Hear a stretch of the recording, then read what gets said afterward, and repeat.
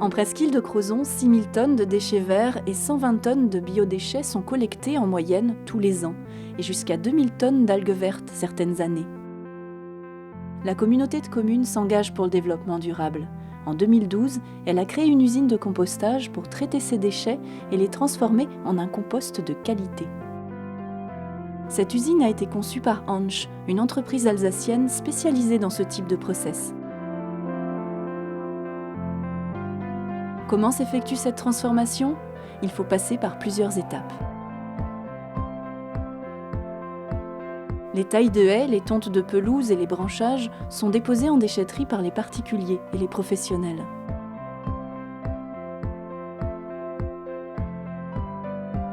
André, l'agent chargé de l'exploitation de l'usine, les stocke avant de les broyer.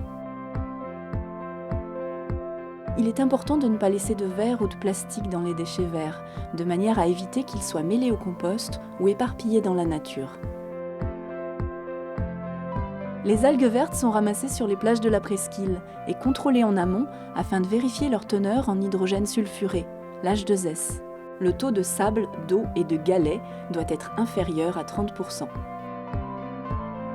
Elles sont ensuite apportées directement à l'usine par les services municipaux. Les biodéchets produits par les cantines et les restaurants sont également concernés par ce traitement. Lorsqu'il y a des algues vertes, un pré-mélange est réalisé. On mixe 1 volume d'algues pour 2 à 3 volumes de déchets verts broyés.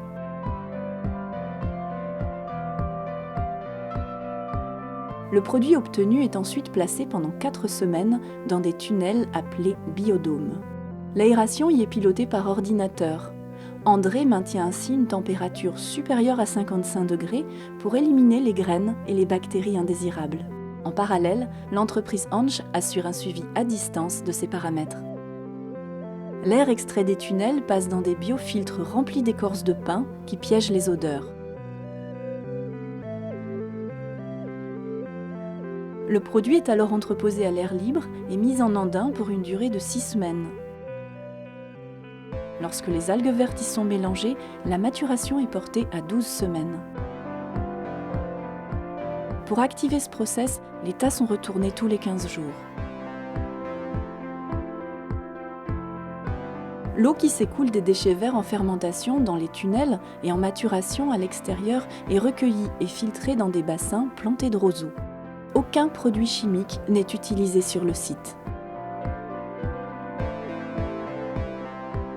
À la fin du processus, le produit est criblé, c'est-à-dire qu'il est passé dans un tamis tournant afin d'éliminer les plus gros morceaux qui retourneront à l'étape de fermentation.